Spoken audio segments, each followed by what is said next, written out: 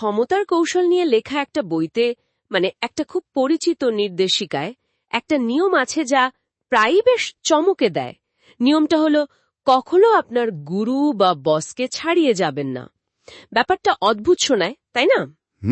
অদ্ভুত তো বটেই প্রথমবার শুনলে, কিন্তু ঠিক এখানেই কৌশলটা লুকিয়ে আছে, বুঝলেন? এই নিয়মটা আসলে ক্ষমতা যে গতি প্রকৃতি সেটা বোঝার জন্য খুব গুরুত্বপূর্ণ। এর অর্থ কি নিজের তরমে বা প্রতিভাকে লুকিয়ে ফেলা? আমরা তো সাধারণত ভাবি নিজেদের সেরাটা দেখালেই উন্নতি হবে। না না, ঠিক লুকিয়ে ফেলা নয়, বরং কিভাবে সেটা উপস্থাপন করা হচ্ছে সেটার উপর জোর দেওয়া হচ্ছে, নিয়ন্ত্রণের প্রশ্ন। আচ্ছা, তাহলে এই পরামর্শের পেছনে আসল কারণটা কি? কেন নিজের উজ্জ্বলতাকে একটু হলেও আড়াল করতে বলা? মনে তো হয় এতে নিজেরই ক্ষতি। কারণটা বেশ মনস্তাত্ত্বিক। দেখুন, ওই উৎসে বলা হয়েছে যারা ক্ষমতার শীর্ষে থাকেন তারা নিজেদের অবস্থান আর শ্রেষ্ঠত্ব নিয়ে খুব সংবেদনশীল হন। তা তো হতেই পারে। তো যদি তাদের অধীনস্থ কেউ তাদের টিমের কেউ অতিরিক্ত তেরামি দেখিয়ে ফেলে এমনভাবে যাতে মনে হয় সে বসের চেয়েও বেশি যোগ্য, তখন তাদের মধ্যে ওই ঊর্ধ্বতনদের মধ্যে এক ধরনের নিরাপত্তাহীনতা তৈরি হতে পারে, অস্বস্তি যাকে বলে। তারা এটাকে একটা চ্যালেঞ্জ হিসেবে দেখেন। আর সেই অস্বস্তি থেকেই হয়তো সমস্যা শুরু হয়। তারা তখন সেই ব্যক্তিকে হয়তো প্রতিপক্ষ ভাবতে শুরু করেন। একদম। বা তার কাজের পথে বাধা সৃষ্টি করতে পারেন। বিষয়টা শুধু সৌজন্য দেখানো নয়, এটা বেশ কৌশলগত একটা চাল। বুঝলাম। তাহলে এটা এক ধরনের আত্মরক্ষার কৌশলও বটে। হ্যাঁ, বলা যেতে পারে। উৎসটি তো তাই বলছে। আপনার বস যদি আপনাকে তার জন্য হুমকি মনে না করেন, বরং নিরাপদ ভাবেন, আচ্ছা, তাহলে তিনি আপনার প্রতি অনেক বেশি সহযোগিতাপূর্ণ হবেন, এমনকি আপনার রক্ষাকর্তা হিসেবেও কাজ করতে পারেন। তাই মূল লক্ষ্য হল ঊর্ধ্বতনকে সবসময় অনুভব করানো যে তিনিই প্রধান, তিনিই সবচেয়ে গুরুত্বপূর্ণ। কিন্তু তার কি নিজের সব অর্জন, নিজের আইডিয়া এগুলো সব চেপে যেতে হবে? সেটা তো সম্ভব না, বা ঠিকও মনে হয় না। না না, মোটেও চেপে যাওয়ার কথা বলা হচ্ছে না।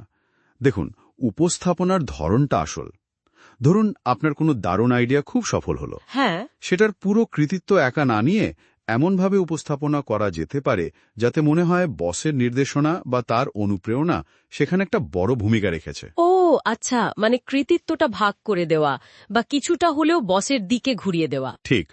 উৎসে পরামর্শ দেওয়া হয়েছে বসকে সরাসরি চ্যালেঞ্জ না করতে, বা ধরুন তার কোনো ভুল সবার সামনে না এনে বরং কৌশলে তাকে সাহায্য করা আর তার সাফল্যকে বড় করে দেখানো। এটা বেশ সূক্ষ্ম একটা ব্যাপার। কিন্তু নিজের কাজ ঠিকই করে যেতে হবে, কিন্তু প্রচারের আলোটা নিজের ওপর সরাসরি না ফেলে বসের ওপর ফেলতে হবে।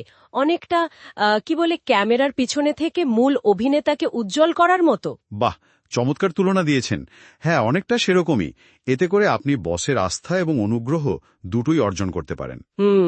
উৎসটির ভাষ্যমতে দীর্ঘমেয়াদে এটাই বেশি লাভজনক হতে পারে, যখন আপনার বস মনে করবেন আপনি তার অবস্থানের জন্য হুমকি নন, বরং একজন সহায়ক শক্তি।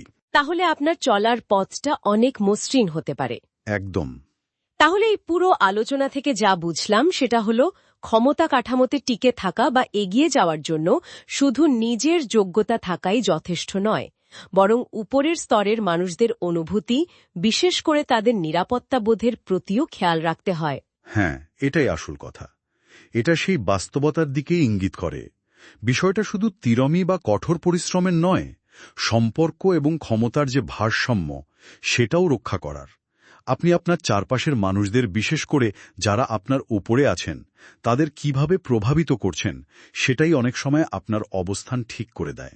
এটা সত্যি ভাবনার মতো একটা বিষয়। আচ্ছা, এই যে নিয়ম বা কৌশলের কথা আমরা আলোচনা করলাম, এটা কি আজকের দিনের যে কর্মপরিবেশ সেখানেও একইভাবে প্রাসঙ্গিক? বিশেষ করে এখন তো অনেক জায়গায় কাঠামোগত স্তর কম, ফ্ল্যাট অর্গানাইজেশন, দলবদ্ধভাবে কাজ করার প্রবণতাও বেশি। এটা একটা দারুণ প্রশ্ন তুলেছেন।